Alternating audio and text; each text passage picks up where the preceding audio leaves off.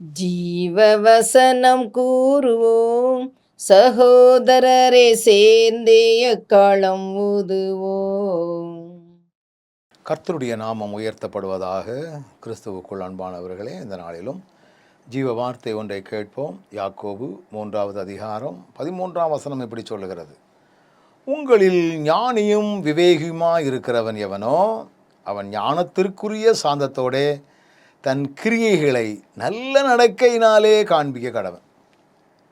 வசனம் சொல்லுது பாருங்க, உங்களில் ஞானியும் விவேகமாய் இருக்கிறவன் எவனோ.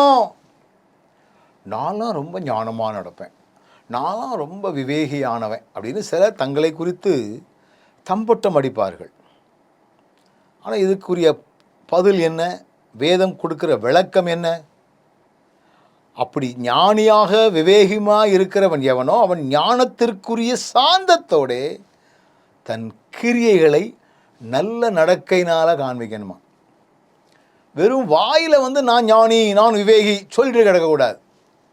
நம்முடைய நல்ல செயல்கள், நல்ல கிரியைகள், இதை நாம் வெளியே காட்டி இதன் மூலமாக நான் விவேகியானவன், நான் ஞானமுள்ளவன் அப்படிங்கிறத நம்ம சொல்லணுமா.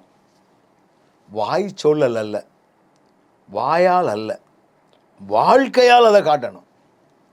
இதை ஆண்டவர் விரும்புகிறார். இன்றைக்கி நிறைய பேர் தம்பட்டம் அடிக்கிறாங்களே ஒழிய நடக்கையில் அதை காட்டுறதில்லை.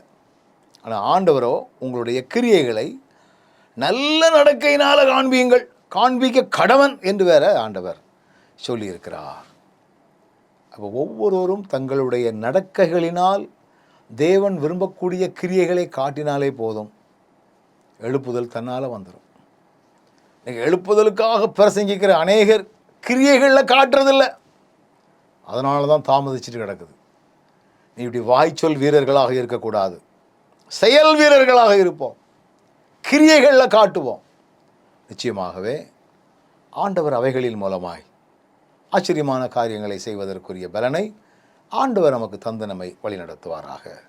நல்ல ஆண்டவரே, எங்களுடைய கிரியைகளின் மூலமாய் நல்ல நடக்கைகளை காண்பிக்க கடவன் என்று சொல்லியிருக்கிறீர். அதற்கு நாங்கள் அப்படியே கீழ்ப்படியவும் செயல்படுத்தவும் ஞானமுள்ள இருதயத்தை தந்து வழிநடத்தும். இயேசுவின் நாமத்தில் ஜெபிக்கிறோம் நல்ல பிதாவே, ஆமென்.